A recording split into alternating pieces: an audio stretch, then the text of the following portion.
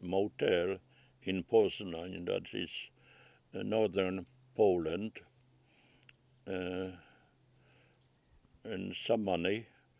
I say just pack yourself, but don't take anything with you, like you were just traveling to the next town.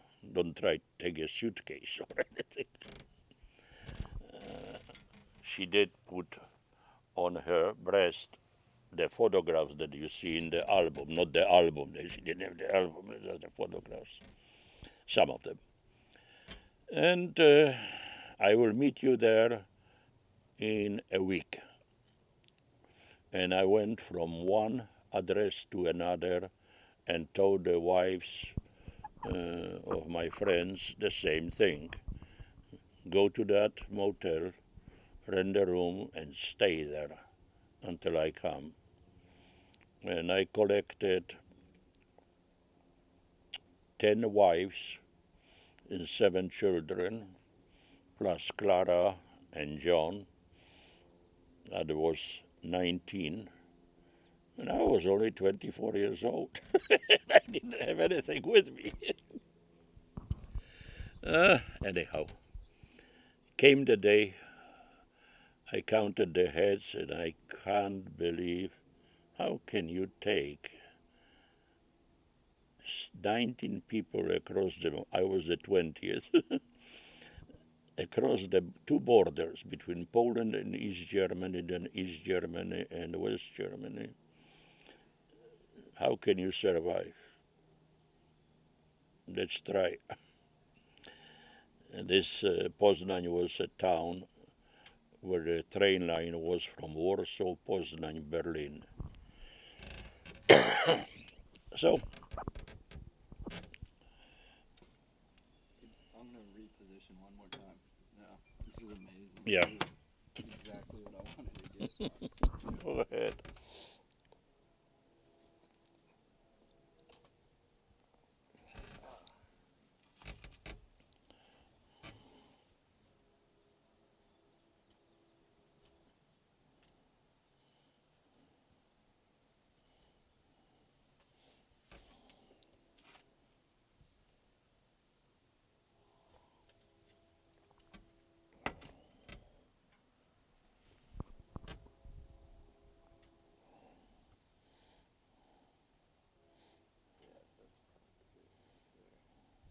Also, can you hold this just a little bit up more?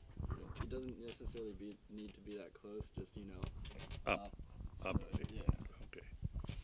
And that'll be fine. Fine. Thanks. Okay. So I went back to the railroad station. My experience as a railroadman worked for me. I went to the end of the station where I could get between the boxcars train, not personal station, nothing like that. We couldn't get 17 tickets to England. So went there, started reading the labels on the boxcars and so on, and I found one train ready to go. What means ready to go? Like in 2 hours west to Berlin. So I rush back to the motel. I say, tonight is the night.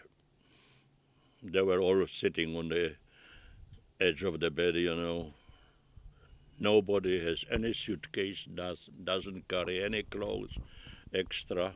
They had was winter, that's December already, middle of December, very cold in Europe. And follow me. We go to the end of the station. There was burnt out control station post where they switch the trucks, and it was burned out, not functioning. I put them into the lower floor. On the upper floor were the levers, that you shift. And I go back to the station. Yeah, the train is there. I observe that very soon it's going to return with full of coal and water, steam engines, and be ready to roll. So at the right time, I we had to go through number of trucks. It's not like a train waiting for you on a platform. And I got all the children, all the wives into one of the two last boxcars, loaded them, and closed the door. The boxcars were empty. And you had to do that without being seen? Yes, Yeah. night. So I loaded them. Let me just check. I'm just making sure it's still done. Yeah. Still on. And leaving, of course, Clara and John as last. Unfortunately, something happened. In the place between the place of hiding, the building, and the train that we wanted to depart, there were empty trucks. A train moves in from the west, just rolls in and cuts us off. That means all the women are there in, and Clara, I, and John are in the building, and there is a train in. And what train is it? The train was full of Russians, but prisoners. And out of the brake station on the end of the car, the Russian guard jumps out with a gun, guarding the train. Later we find out that there was a riot in the Russian army in East Germany, or some kind of disobedience, and they loaded their own soldiers to take them to Siberia. Those were all Russians. So finally, I found a way around to go around both trains. The locomotive, by the way, disconnected and pulled away, the Russian train, And I got it all out, and I come to the place where I wanted to be in the first place, except in the meantime, the loss of time and everything, the train that I was supposed to jump on starts moving. The locomotive on the other end connected, got a green signal to go to Berlin. In the last moment, the train was already moving. You know how high it is from the ground, gravel, rail. By the time you get to the door, to a boxcar, it's practically 5 feet high. So we, with Clara, we took first John, wrapped him in a blanket. We had a blanket, some kind of a blanket, and threw him on the floor that was just about the eye level of the brake station, on the end of the car. And then I grabbed Clara. She was holding, but she got a foot on a step that far. Then I grabbed the rest, and the train was, darn thing, already moving, in the gravel and everything. Even 3 miles an hour is a high speed. He was stumbling. But we got on. We got on. Clara opened the door. John was lying on the floor in the blanket. She was over him.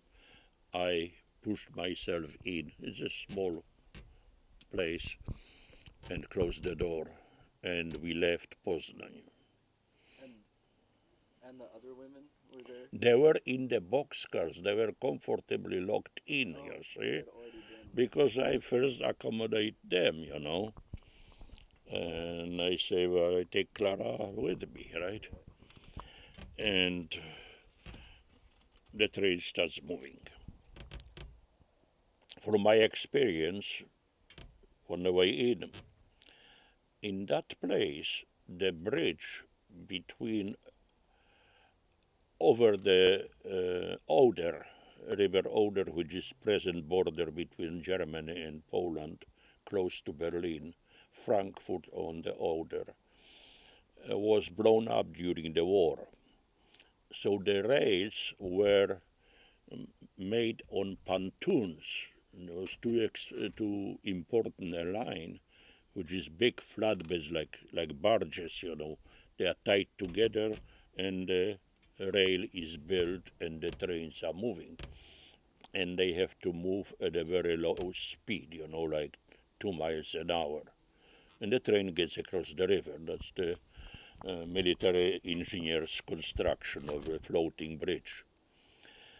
And because it was so difficult to estimate when the plane arrives in Frankfurt, that means on the German side, East German side of the river, the signal to enter the station was always on red, because they never knew when the things will come in. On the Polish side, for some reason, unknown reason, the train was stopped and searched, our train. We were supposed to drive straight through because it was empty boxcar. What do you search for? Well, they must have a reason. So it's now night, cold like anything, but there was no snow on the ground, but cold. And you see the Polish soldiers moving alongside the train with lanterns, you know, they have kerosene lanterns, no flashlight, and opening every door of the boxcar. They were looking exactly for people like us. So they came to the last 2 cars, and hooray, 17 people. Now in the communist, corrupt organization, there is always a bribery. Everything has a price.